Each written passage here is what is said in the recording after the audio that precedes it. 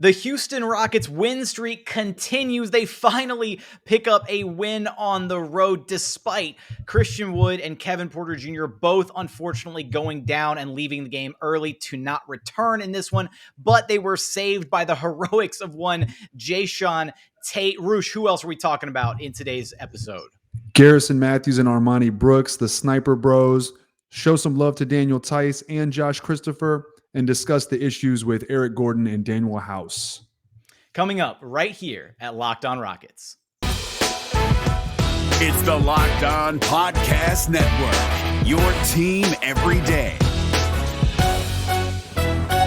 This is Mission Control, Houston. Ignition sequence start. With the second pick in the 2021 NBA Draft, the Houston Rockets select Jalen Green. T-minus 15 seconds. Guidance is internal.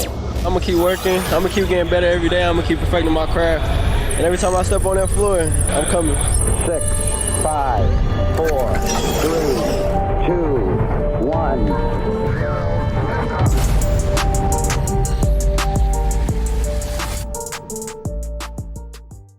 What's up, and welcome to another episode of Locked On Rockets, the best and only daily podcast covering your Houston Rockets. As always, I'm your host, Jackson Gatlin, native Houstonian, co-host of Locked On NBA Thursdays, and partner at Apollo Media. Be sure to follow along on Twitter at JT Gatlin, the show, of course, at Locked On Rockets, as well as at Apollo HOU. Today's episode is brought to you by Shopify, the all-in-one commerce platform to start, run, and grow your business. Scaling your business is a journey of endless possibilities, so start now at shopify.com/LockedOnNBA. So much to break down as the Houston Rockets continue their winning ways. We've got some good, we've got some bad, and here to break all of that down with me is none other than one Roosh Williams, host of Rockets with Roosh on YouTube, also co-host of the Noble and Roosh Show, wherever you get your podcasts. Roosh, what's up? How's it going? I'm good, man. That was an awesome win. I think that was my favorite game of the season. So I'm good. I don't know if it was like, I'm not quite there yet because I think the Chicago Bulls win was still so sweet because it like snapping that losing streak was just amazing. But this win had so many great storylines to it, and I think the biggest one of all of them has to be Jae'Sean Tate having an absolute career evening. 32 points, career high, 10 rebounds, 7 assists, 2 steals, 5 blocks, another career high. 11 of 15 shooting, 1 of 2 from behind the three-point line, 9 of 10, 90% at the charity stripe, getting whatever he wanted against the OKC Thunder. He had zero interest in losing this game. Yeah, it was awesome to see. I mean, he turned into a number one option. It was kind of crazy to watch. It was like, it got to the point where when Houston needed a bucket, in my head, I was saying, give it to Tate or curl one of the shooters. Like that's what I wanted to see. That little baby hook, he was relentless defensively, block after block, timely block. He had that big one down the stretch where he just came over and like swooped it down. The gigantic one on Jeremiah Robinson Earl, that was just filthy. That was his 5th block of the night. Yeah, the windmill. I mean, and then the play where he got blocked, he went up, got blocked straight away, like someone, had their hands up straight. Got the rebound, went right back up for a clutch bucket. I mean, he was relentless. He showed the kind of stuff tonight that reminds Rockets fans of the kind of value that they have with Jae'Sean Tate on the deal that he's on. 13 of his 32 points scored in that fourth quarter. There was a possession down the stretch of this one where, he didn't see the ball for the entirety of a possession. I found myself thinking, how do you not get the ball to Jae'Sean Tate with how well he's played? And immediately after that botched offensive possession, they came back down out of a timeout. Steven Silas ran a little elbow action for Jae'Sean Tate. And of course, he gets that little sweeping, left-handed, not quite of a late, kind of like a hook shot almost, where he just kind of like, bounces it off the glass over the defender. And I can't say enough good things about him. The presence that he has on the defensive side of the basketball, all of that. He had an absolutely amazing night. And I think the standout for me is post-game, right? We're going through the Rockets post-game. We get Silas done. We talk to the other players, Armoni, and Jae'Sean finally gets to the podium. He's asking for a box score. And I think it was Jonathan Fagan who kind of like pointed out, he was like, what do you think about the numbers on the page there? And I think Jonathan was just kind of being cheeky, kind of like trying to get Tate to talk about his big night. First thing Jae'Sean Tate does is starts looking at the total number of team assists. And he starts talking about the fact that they had 25 assists and what that means, that they were moving the ball really well offensively, all that stuff. And that's just the type of mentality that Jae'Sean Tate has, is he immediately gravitated towards what did the team do well. He was not concerned with his career night whatsoever. Yeah, I mean, he's a dog, and that goes, he's the type of dog that now we know can give you 32 and 10 and 7 and 5, which is crazy. He gets when the Rockets first signed him, obviously James Harden was still on the team, PJ Tucker was still on the team, and we compared him a lot to PJ Tucker, except without a 3-point shot. PJ Tucker ain't giving you 32, 10, 7, and 5. Never, right? Love PJ Tucker, but he's just not doing that. So we saw a different dimension of Jae'Sean Tate. Not saying he is a number one option, but we saw, a guy who's 4th, 5th, 6th, whatever on the team on any given night morph into a number one and take that role and embrace that role. And like you said, with the game on the line, they ran elbow action with him with, I think, 30 seconds left. And I mean, who would have thought, hey, we need a bucket to win. We're running action through Jae'Sean Tate down the middle. Wasn't on my mind. For this game, it was on my mind, but prior to this game, not anything I would have ever thought. So kind of crazy to see. What was he from 3? Let's see, 1 of 2. So did it without the 3-point shot. I leaned so close because my phone's down there, but like, oh, old man. But but I mean, just not enough good things you can say. I mean, you can score the ball, he can rebound the ball. Obviously, we know he can pass the ball and the defensive prowess that he shows, but also to speak to what he said about the team assists. Look, they lost Kevin Porter Jr., they lost Christian Wood, Jalen Green's not playing. They didn't really have a guy that could go out there and just ISO and give you buckets. So the way you compensate for that is you move the basketball, and that's what they did.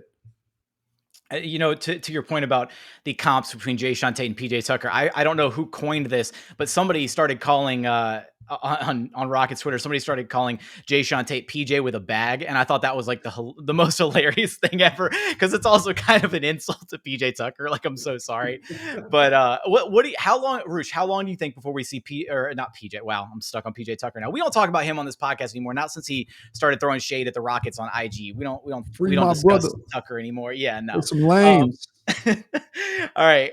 How long do you think before we see Jae'Sean Tate knock out a 5x5 game? I mean, he was flirting with it tonight. Like, he's got the ability to do it. Is that a quintuple double? Is that what you're asking? Yes. No, a 5x5. That's 5 points, rebounds, assists, steals, blocks. A 5x5. Oh, I don't think we're ever going to see that. You might get close though. I mean, he had a 4x5 tonight, right? Yeah. So I'm saying, like, he was only missing 3 steals tonight. And like, I feel like for him, I was more surprised by the 5 blocks. Like, I would expect like 5 steals would be easier for Jae'Sean Tate to get than 5 blocks. Do you know what's crazy? You know what's crazy about that stat line? You know who puts up that type of stat line? Another Rocket? Hakeem Olajuwon. Hakeem Olajuwon puts up that type of stat line. Now, obviously, are we ever going to see Jae'Sean Tate do this again? Who knows? I don't know. But huge night. Just crazy. I mean, I don't know. I don't really know how else to describe it. Like I said, they lost their number one. Eric Gordon was trying to be a number one and was failing miserably at it. By the way, 6 turnovers for Eric Gordon, only 3 made field goals. We'll talk about that later. But Jae'Sean Tate took over, man. 6'4", tweener forward that can't really shoot from 3. I don't know. Hell of a game. We're gonna keep breaking it. We want to get into some of the finer specifics from this Rockets Thunder game, in a game in which they trailed. They didn't have a lead in this game until midway point in the fourth quarter. We're gonna push back a little bit on the Daniel Theis narrative. I don't think they had the lead. Sorry to cut you off. We will push back on the Daniel Theis narrative only slightly. They didn't have the lead, I don't think, until Jae'Sean Tate hit 2 free throws to make it 97-96, if I remember correctly. I think I will concur with you. I think that is correct. So we're going to talk about the Rockets fighting their way back into this one, Daniel Theis's impact in this game, talk about the shooters, all of that coming up in just a moment after a quick message from our friends over at Shopify. Shopify is a complete commerce platform that lets you start, grow, and manage a business. The subscription-based software allows anyone to set up an online store and sell their products. Shopify store owners can also sell in physical locations using Shopify POS, point-of-sale app, and accompanying hardware. Shopify gives entrepreneurs the resources once reserved for a big business. Look, I got, upstarts, startups, and established businesses alike can sell everywhere, synchronize online and in-person sales, and effortlessly stay informed. So go to shopify.com/lockedonnba, that's all lowercase, for a free 14-day trial and get full access to Shopify's entire suite of features. Grow your business with Shopify today. Go to shopify.com/lockedonnba right now. That's shopify.com/lockedonnba. And another message from our friends over at TrueBill. Look, TrueBill is here to help you. Do you know why free trials renew without your consent? It's a business scam out to get you. Don't let greedy corporations pocket your money. Download TrueBill to take control of your subscriptions today. TrueBill is the new app that helps you identify and stop paying the subscriptions that you don't want, need, or that you simply forgot about. Look, that's happened to me before, right? On average, people save up to $720 per year with TrueBill. Companies make subscriptions hard to cancel. TrueBill makes it incredibly simple. Just link your accounts and TrueBill will cancel your unwanted subscriptions in one tap, one click, one button. It is that easy. So don't fall for any more subscription scams. Start canceling today at TrueBill.com/LockedOnNBA. Go right now, TrueBill.com/LockedOnNBA. It could save you thousands a year. TrueBill.com/LockedOnNBA. And continuing on here at Locked On Rockets, your daily podcast home for everything Houston Rockets basketball. We thank you for making Locked On Rockets your first listen of the day. You can go follow Mr. Roosh Williams on Twitter at Roosh Williams. You can follow me on Twitter at JT Gatlin. Now, Roosh, let's spend a moment here talking about Danuel Theis. You know, this is something I've been pushing back on a little bit, and I feel like you're in agreement here with me, you know, based on the fact you said we're going to push back on this narrative a little bit, but I want to hear your thoughts. All right. Danuel Theis played well in this game, like in the absence of Christian Wood. So no Christian Wood. Wood just plays, a brief 9 minutes. He leaves the game early after, hitting the ground, had the, grabbing at his ankle, goes back to the Rockets locker room. He comes back, tries to play, looks sluggish, looks slow, doesn't have the bounce, the burst, and immediately goes back to the Rockets locker room after logging like an extra, couple minutes, after coming back after originally leaving. And then Danuel Theis gets inserted into the lineup, much to the chagrin of Rockets fans everywhere. And he actually had a pretty solid game. He anchored the defense. I think that he performs his role well. And he, just as much as Christian Wood, has suffered from the double big lineup. And we finally got a taste of what Danuel Theis could look like in his actual role, which is a serviceable backup big. So I've said this before. Danuel Theis, the player, is not the problem. It's two things. Number one, like you said, it's the double big lineup that doesn't work. Okay. And we saw Şengün and Wood tonight, and Silas quickly went away from it, in part because Christian Wood was playing hurt, but it just wasn't working. The other element of this is that we have three centers, and out of the three centers, Danuel Theis is the one that we just don't really want to see play, because offensively, he does not provide anything close to the other two. Christian Wood is a pick and roll threat. He can be a triple threat player. He can shoot the three, do it all, whatever. Şengün is an offensive hub that you can run offense through, and so Theis can't do either of those things. And then on defense, his impact is, I think, pretty overstated. He's pretty slow on the perimeter. He doesn't block shots really. I don't even know if he really alters shots that much. He puts a lot of effort in and, jumps as high as he can, but it doesn't necessarily do that much. And rebounding, I think his rebounding is a little overstated. Most of his rebounds have, at least tonight, occurred with no one around him. But that being said, as the only center, he's effective. I mean, he's not an awful player. It can work with him. There were two plays tonight. One where he went to the middle of the floor and then I think gave like a bounce pass, I want to say to House, for a bucket during that stretch where he came in. I think he came in when it was 96-88. Rockets were losing, and then they went on a 7-0 run. And eventually I think it was a 9-0 run and made it 97-96. And he had an assist in that stretch. And then at some other point in the game, he got the ball in the corner three, pump faked. Someone closed out on him. He pump faked the closeout, drove baseline, and then dished it middle for a bucket. And I was like, okay, thank you. If you can do that, great. Defensively, he was getting cooked by SGA. I mean, time and time again. There was one bad call toward the end of the game where he got called for a foul that I thought he played good defense on. But yeah, I mean, you got to give him credit. He was a plus 12. And a lot of that coincided with the Rockets coming back in the fourth and taking the lead. And like I said, double big lineups don't work. And out of and the Rockets just have three centers, which is why trading either Theis or Christian Wood, I think, is probably in Houston's best interest, except for situations like this where they need another center. But then also eventually down the line, when Garuba's healthy, Garuba can also be that other center down the line. But yeah, I mean, look, credit to Danuel Theis, solid defense, did his job on offense. I don't think he scored any points other than, let's see, a free throw maybe. Yeah, he had one free throw and he took one shot, which was a 3-point shot. But when he took that 3-point shot, I think we all cringed. So And past Daniel Theis, though, there were so many other good, a lot of really solid play out of the Rockets tonight, right? Just a great collaborative team effort where you lose arguably, your two best players in Christian Wood and Kevin Porter Jr. And then you don't have Eric Gordon to lean on because unfortunately he had his struggles. We're going to talk about Eric Gordon and Danuel House Jr. In a little bit, but let's spend a moment here. Let's highlight Josh Christopher, who, no DJ Augustine's still out due to the health and safety protocols. Hopefully we'll be back Friday by the Orlando Magic game. But he's missing time. KPJ goes out. Rockets were kind of running this stitched together offensive scheme where they're utilizing Jae'Sean Tate as the point forward ball handler. They're utilizing Eric Gordon as a primary ball handler, which he's not. You mentioned the 6 turnovers already for him, running the offense through Alper and Şengün in the limited amount of time that he was on the floor, but he didn't get enough run to really kind of actually steer things. And when he's on the floor, I feel like they don't do a good enough job of actually letting him run the offense at times. Şengün? Yeah, Şengün. You're right, but he's the type of player that gets better as the game goes on. I want to say that real quick. So sometimes he comes in and has a slow start. Mm-hmm. And then as the game goes on, he gets better and better. And we saw that there was a stretch, I think, in the beginning of the fourth, he was on fire. And I tweeted something about this where he was just making play after play. Post up, dish to Josh Chris for 3. Post up, dish to Josh Chris for a cut and a dunk. Poked a ball loose to turn into a fast break layup for Armoni Brooks. And then I think he had one more play after that. And then he got the and one. So just wanted to point that out. No, I'm glad you did because I pointed out I tweeted out the exact play-by-play of that exact stretch because he impacts the game. He's an impact player. He does things. He makes things happen. But let's focus on Josh Christopher because, he played some really great spot minutes in this game. 16 minutes, finished with 10 points, 3 of 8 shooting. And Stephen Silas highlighted this, post-game talking about the fact, I asked Silas about Josh Christopher's impact in this game. He said, honestly, his impact on both ends, we really felt it.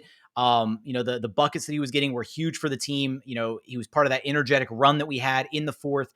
And then on top of that, he mentioned that Josh Christopher spending time at the G League is what had him ready for this game, right? He wasn't rusty. He was getting reps in the G League. He was prepared. He was ready for the moment when his number was called. And I think he delivered big time in this game.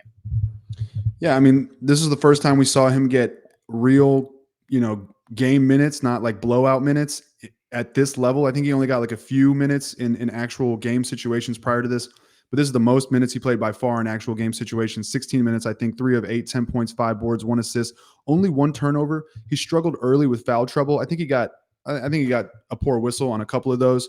And he also got some poor shots up early, had to get his legs under him. But once he did, look, his impact, his best skill at this point in his short career so far is that he puts pressure on the defense at attacking the rim. And that comes both with the ball in his hands and it comes off the ball when he cuts and uses his athleticism. And we saw that 2 plays. One was the cut where he, cut, like I said, and then Şengün gave it to him and he dunked and used his athleticism. He can be utilized like that. This team is athletic. It's another thing about Daniel Theis, by the way. This team is athletic. They can move. They move quickly. They can, kind of create space for themselves using their athleticism. And Theis's lack of athleticism can stand out in a negative way sometimes. But Josh Chris's skill is doing exactly that. And then also he puts pressure on the defense with the ball in his hand. In the G League a couple of times, I noticed watching some of those games that he would go, he'd attack, he'd make a move, miss a shot, get his rebound, and then put it back up. And he did that tonight. He had a bucket doing that. And I think he got the and one, if I'm not mistaken, while doing that. So just tenacity, strength, athleticism, and a motor, that can take you a long way. And we saw that. So it was super cool to see Josh Chris contribute down the stretch in a win tonight. We're going to tag the rest of the Rockets that we want to be able to talk about from this Rockets dub and potentially what this roster is going to look like moving forward in the potential absence of Christian Wood and Kevin Porter Jr. We're going to get there after a quick message from our friends over at betonline.ag. As always, BetOnline has you covered for all the props, odds, and lines this season. They've got you for basketball, football, NHL, boxing, UFC, even your favorite Vegas casino games. So head to their new updated website and sign up today to receive a 50% welcome bonus on your very first deposit when you use promo code LOCKED ON. Again, that's promo code LOCKED ON for a 50% welcome bonus on your very first deposit. So don't wait to take advantage of all of the amazing offers available for the 2021 season. BetOnline is the fastest and easiest way to bet on all of your sports action. BetOnline, where the game starts. And final segment here at Locked On Rockets, your daily podcast home for everything Houston Rockets basketball. Thanks for making Locked On Rockets your first listen of the day. For your second listen, go check out Locked On Fantasy Basketball with host Josh Lloyd. Josh is amazing at what he does. If you like fantasy hoops, got to go check out Locked On Fantasy Basketball. Continuing on here with one Roosh Williams. Now, before we talk about the shooters, Armoni Brooks, Garrison Mathews, I will say SGA had himself a huge night, 39 points, 12 26 shooting. Struggled outside the 3-point arc, just 1 of 8 shooting from distance, but was 14 of 16 at the free throw line. I will say this was an ugly whistle in this game. I think like SGA receiving the benefit of the doubt on a lot of calls, a lot of whistles, like well after the fact, where they're kind of like feels like maybe the refs are reacting to the contact or the aftermath of a play rather than the actual play itself, which can be a little frustrating at times. I know Rockets fans were really frustrated with some of the calls that went against the team in this game, but SGA, he's an electric player and he struggled in their last meeting between these two teams, but he put on a show in this one. Let's talk about, I will say real quick, he put on a show with his best game of the season with Josh Giddey out. Okay. All right. We're just gonna lob that up there for anybody who's listening to this podcast. Somebody's gonna come at you for that take. All right. So with that, Garrison Mathews and Armoni Brooks continue to unlock things for this Rockets roster, both with their shooting and I think a key part of what they do, right? It's their mobility. It's their ability to, like, when somebody picks up their dribble, they know how to move to the basketball to get themselves open, to be that like release valve offensively. They've been great, man. Look, they have totally, completely changed the complexion of this offense. I don't even know how else to say it. When Garrison Mathews was signed, I had a feeling, I said, I just kept saying, he's got to play. He's got to play. And I even got to the point where I was like, I want him to start and start over Daniel Theis. In the back of my head, I was thinking, how much can this fringe NBA guy that was just in the G League and got bounced by the freaking Wizards really make an impact, But in my head, I was also thinking maybe like 2K style, just plug the shooter in, man. The guy can shoot. I know he can shoot. And it's actually one of those scenarios where it's played out perfectly. By the way, if you're watching this, go watch his NIT performance. I think when he was a senior in like the first or second round of the NIT tournament, he dropped 44 points against, I forget who it was. I think North Carolina State. He played for Lipscomb. 44 points, doing exactly what he's doing as a Rocket. It was crazy. I went back and watched it the other day. But like you said, these guys, we got so used to in the Harden era watching guys just stand still, ready to catch and shoot. But you're seeing Armoni Brooks and Garrison Mathews come off movement. If Garrison Mathews gets a half second, like a half of a foot, half of an inch, he's shooting the shot and he can make it, and we've seen him draw fouls because of this, because people know if he even has a sliver, he's going to shoot it. And so they fouled him, but he's so effective. Armoni Brooks, I criticized him previously for only being able to catch and shoot and having no closeout, kind of move, having no like side dribble, sidestep type move. He has completely proved me wrong over these last few games, and he did it tonight as well. And so you're seeing what shooting can do to your offense and how it can totally invigorate a team if you're able to do more than just catch and shoot from a standstill. Garrison Mathews, I think, is now shooting 22 of 53, if I'm not mistaken. Let's see, 22 of 53. I think that's correct on the season for the Rockets, 41.5%. If my math is correct, I think he's only played 8 games, counting tonight, which would be 6.6 attempts on the season per game, 41.5%. That's awesome. Armoni Brooks, I believe, is 25. You're throwing way too many numbers at me. This is not a locked on arithmetic podcast. Hold on. Okay. 25. Armoni Brooks is 25 of 69 on the season for 36%. I'm just saying we have shooters. Wait, he's 25 of what? 69. Nice. So look, man, it changes everything. I mean, I don't want to overdo it, but look, we talked about is Steven Silas the guy for this team, and we had all these takes and all these opinions. For the record, I was saying he should not be fired. And you're seeing what shooters can just, how it can completely change a coach's ability to coach the game. Frankly, they say it's a make or miss league, and that's the reason they say it's a make or miss league. Things can look really ugly when shots don't fall, as we know as Rockets fans, unfortunately. But when shots are falling, man, the record speaks for itself. The Rockets are 4-0, 5-0, something like that. They're undefeated when they make 13 or more three-pointers on the season, and they are winless when they're under. And that's not by coincidence. It's nice to finally pick up a road win. I will say that. I think I echoed that sentiment at the top of the show, but I just want to say it one more time. No, the way that they're able to unlock more stuff just for the offense, right? It's not just about, oh, there's shooters on the court now, so suddenly it's, oh, they're just catching and shooting. No, it's like I said, it's like you highlighted, it's the movement, it's their ability to do things, to run more actions and sets. Multiple times Kevin Porter Jr. and other players have talked about the fact that they've added like a kill cut now to their offense where they're able to like slice through the defense when they're overplaying shooters. And you're seeing that now where there's guys who are in positions. I asked Armoni what it was like, having, guys like Jae'Sean Tate, Alperen Şengün, having the chemistry with those guys to be able to do more, right? To have those cuts, those actions. And he's talking about, basically, during this winning streak that they're able to, they're getting more comfortable with each other, right? Learning each other's spots, where each guy likes the basketball, what they can do on the floor. I've highlighted the chemistry between Al P and Armoni when they're out there dancing on the perimeter, the little dribble handoff sets that they run, where you've got Armoni going back and forth, trying to get open off of a screen from Şengün. They're learning each other's tendencies. And it's unfortunate they had to go through a 15-game skid to get to this point, and that we had to go through the frustration of the double big lineup. But now we're seeing what this team can truly do with adequate spacing, proper shooters, all that stuff. What Stephen Silas can achieve, with his sets is finally coming to fruition a little bit. Yeah, I mean, look, in basketball, one of the main things you need to do is put the defense in positions to make mistakes. And we had big criticisms during the Harden era because the offense was too predictable, right? Guys were just standing still. But now, like you said, the defense is closing out on these shooters. They're chasing them through screens, and sometimes they overplay. So now they can cut right down the middle. We've seen Garrison Mathews do this a few times. Armoni Brooks was able to take advantage of that today with some layups as well. So it just totally changes everything. If you put pressure on the defense and force them to start overthinking, making mistakes, overcompensating, then you can just create easy buckets for yourself.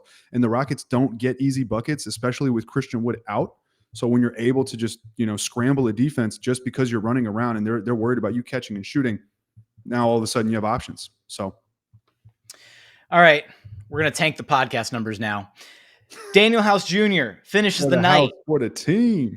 4 points, just not even a week removed from his heroics. 4 points, 1 of 6 shooting, 0 of 3 from behind the 3-point line. Was 2 of 2 at the charity stripe. Had 1 rebound, 2 assists, no steals, 1 block, 4 turnovers. He had 4 and then points. Eric Gordon. 4 turnovers, 4 turnovers for the team though. Exactly. And then Eric Gordon, 8 points on 3 of 12 shooting, 2 of 7 from behind the 3-point line. Did have 6 assists, but a 1-to-1 assist to turnover ratio is not great. 6 assists, 6 turnovers on the evening across his 32 minutes.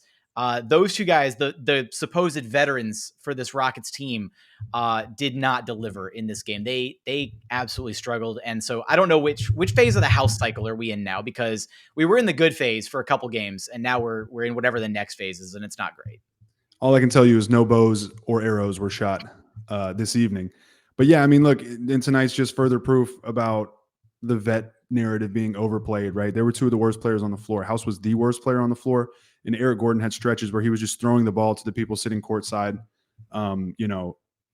just dribbling it off his foot. Classic Eric Gordon, whatever. Awful basketball. He wasn't even playing good defense either for most of the game. So that was unfortunate.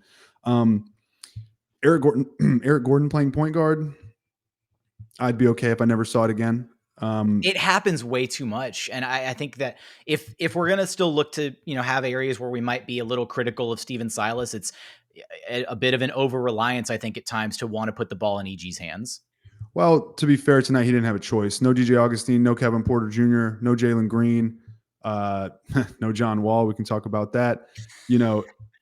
At the end of the day, when that happens, you don't really have a choice. The only 2 options you have at that juncture are Jae'Sean Tate handling the ball, running, having someone bring it up just to bring it up and then giving it to Şengün in the high post, or Josh Christopher, and none of those are great options for 4 full quarters. So I'll give him the benefit of the doubt there. But yeah, Eric Gordon as a point guard, not cutting it down the stretch. He went ISO a couple times. You mentioned there was a possession where Jae'Sean Tate didn't touch the ball down the stretch, and it's because Eric Gordon dominated the ball and did nothing with it. There was one play where he came, like the Rockets needed a bucket. I think they were trying to cut the lead, maybe 96-90, somewhere around there.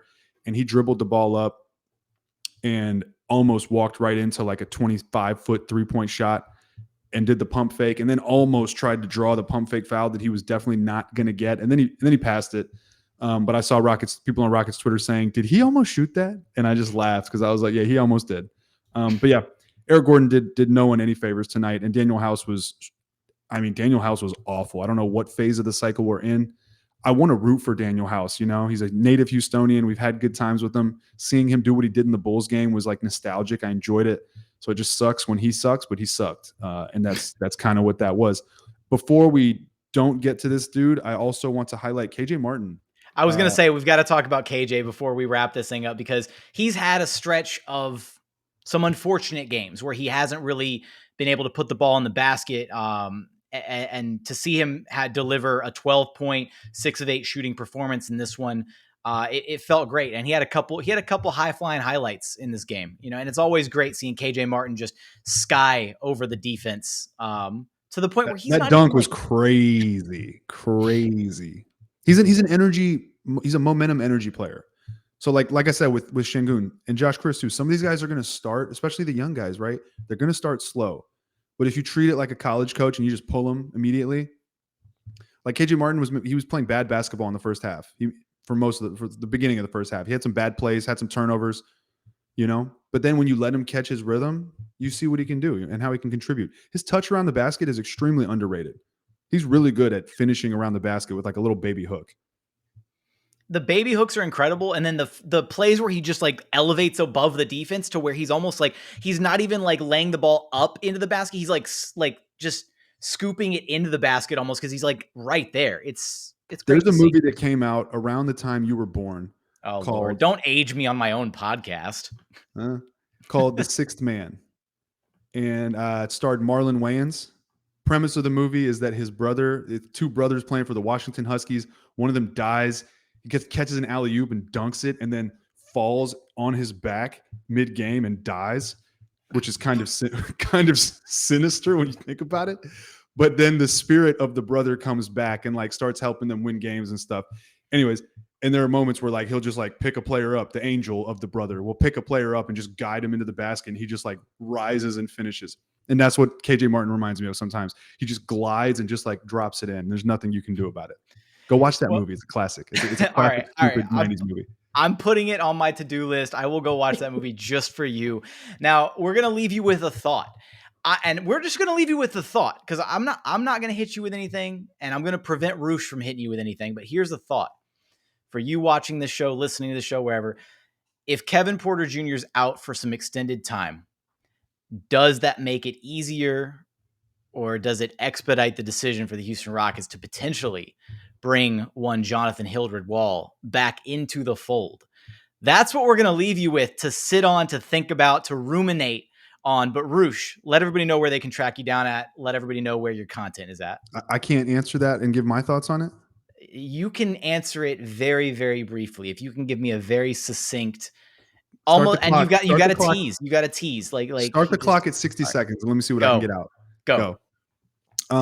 I don't want to see it happen. I don't know if the Rockets want to see it happen. I think if you do that, you're opening Pandora's box, because eventually you'd have to assume Kevin Porter Jr. is going to come back, and then things get a little dicey.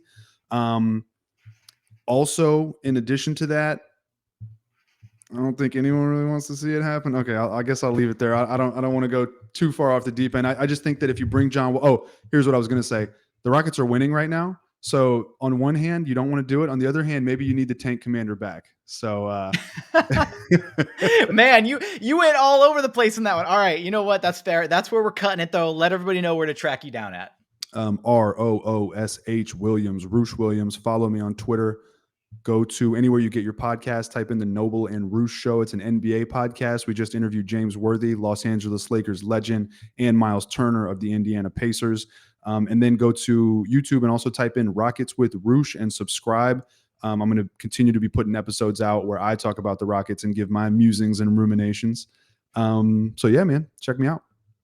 Amazing show. As always, appreciate you, my guy, for stopping by for your new weekly episode.